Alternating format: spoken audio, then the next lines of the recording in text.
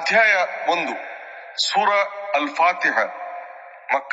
ಬಿಸ್ಮಿಲ್ಲಾಹಿರ್ ರಹ್ಮಾನಿರ್ ರಹೀಂ. ಅಲ್ಲಾಹನ ಹೆಸರಿಂದ, ಅವನು ಅಪಾರ ದಯಾಳು ಕರುಣಾಮಯಿ. ಪ್ರತಿಯೊಂದು ಕಾರ್ಯವನ್ನು ಅಲ್ಲಾಹನ ನಾಮದಿಂದಲೇ ಆರಂಭಿಸಬೇಕು.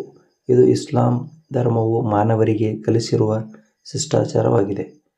ಈ ಕ್ರಮವನ್ನು ಮನಪೂರ್ವಕ ಮತ್ತು ನಿಷ್ಕಳಂಕವಾಗಿ ಪಾಲಿಸಿದರೆ ಅದರಿಂದ 3 ಸತ್ಫಲಗಳು ಖಚಿತವಾಗಿ ದೊರೆಯುತ್ತದೆ. 1. ಮಾನವನು ಅನೇಕ ದುಷ್ಕರ್ಮಗಳಿಂದ ಸುರಕ್ಷಿತನಾಗುತ್ತಾನೆ, ಯಾಕೆಂದರೆ ಆತನು ಪ್ರತಿಯೊಂದು ಕೆಲಸಕ್ಕೆ ಕೈಹಾಕುವಾಗ ಅದು ಅಲ್ಲಾಹನ ನಾಮಸ್ಮರಣೆ ಯೋಗ್ಯವಾಗಿದೆಯೋ ಇಲ್ಲವೋ ಎಂದು ಚಿಂತಿಸಲು ಆ ರೂಢಿಯು ಆತನನ್ನು ಪ್ರೇರೇಪಿಸುತ್ತದೆ. ಧರ್ಮಬದ್ಧ ಮತ್ತು ಸೂಕ್ತ ಸತ್ಕರ್ಮಗಳನ್ನು ಅಲ್ಲಾಹನ ನಾಮದಲ್ಲಿ ಆರಂಭಿಸುವಾಗ ಮಾನವನ ಚಿಂತನೆಯು ಸರಿಯಾದ ದಿಕ್ಕಿಗೆ ತಿರುಗುತ್ತದೆ.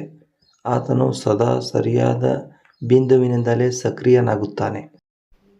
ಮಾನವನು ಅಲ್ಲಾಹನ ನಾಮದಿಂದ ಕಾರ್ಯಾರಂಭಿಸುವಾಗ ಆತನ ಅನುಗ್ರಹ ಮತ್ತು ಸಹಾಯ ಪ್ರಾಪ್ತಿಯು ಅದರ ಪ್ರಧಾನ ಫಲಿತಾಂಶವಾಗಿದೆ.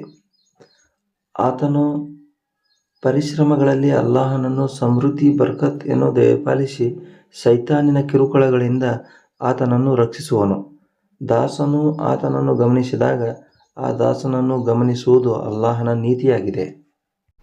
ಒಂದು ಹದೀಸಿನ ಸಾರಾಂಶದ ಹಜರತ್ ಅಲಿ ರಜಿಯಲ್ಲಾಹು ತಾಲಾ ಅನ್ಹು ಅವರು ಹೇಳಿರುವಂತಹ ಒಂದು ಹದೀಸ್: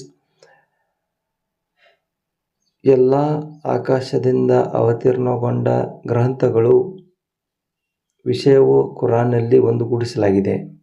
ಎಲ್ಲ ಕುರಾನ್ನಲ್ಲಿ ಅವತೀರ್ಣಗೊಳಿಸಿರುವಂತಹ ವಿಷಯ ಸೂರೆ ಬಕರಾದಲ್ಲಿ ಒಂದುಗೂಡಿಸಲಾಗಿದೆ. ಎಲ್ಲ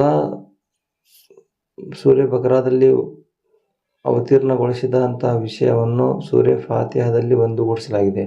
ಸೂರೆ ಫಾತಿಹಾದಲ್ಲಿ ಅವತೀರ್ಣಗೊಳಿಸಿರುವಂತಹ ವಿಷಯ ಬಿಸ್ಮಿಲ್ಲಾಹಿರ್ ರಹ್ಮಾನಿರ್ ರಹೀಂ ದಲ್ಲಿ ಒಂದುಗೂಡಿಸಲಾಗಿದೆ.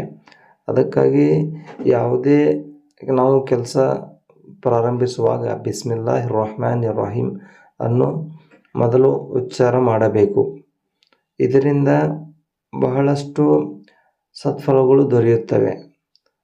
ನಾವು ಯಾವುದೇ ಕಾರ್ಯವಾಗಲಿ, ಉಣ್ಣುವುದಕ್ಕಿಂತ ಮುಂಚೆ, ಮಲಗುವುದಕ್ಕಿಂತ ಮುಂಚೆ, ವಾಹನ ಚಾಲನೆ ಮಾಡುವುದಕ್ಕಿಂತ ಮುಂಚೆ, ಇಲ್ಲಿಯವರೆಗೆ ತನ್ನ ಮಡದಿಯ ಜೊತೆಗೆ ಸಂಭೋಗ ಪ್ರಾರಂಭಿಸುವ ಮೊದಲು ಕೂಡ ಬಿಸ್ಮಿಲ್ಲಾಹಿರ್ ರಹ್ಮಾನಿರ್ ರಹೀಂ ಅನ್ನು ಓದಬೇಕು.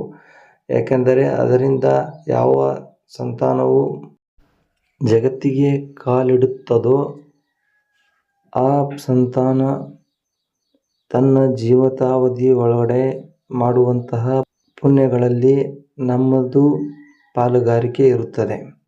ಅದಕ್ಕಾಗಿ ಇದು ಪ್ರತಿಯೊಂದು ಕೆಲಸ ಮಾಡುವುದಕ್ಕಿಂತ ಮುಂಚೆ ಬಿಸ್ಮಿಲ್ಲಾಹಿರ್ ರಹ್ಮಾನಿರ್ ರಹೀಂ ಅನ್ನು ಓದಬೇಕು. ಅಸ್ಸಲಾಮು ಅಲೈಕುಂ ವರಹಮತುಲ್ಲಾಹಿ ವಬರಕಾತುಹು.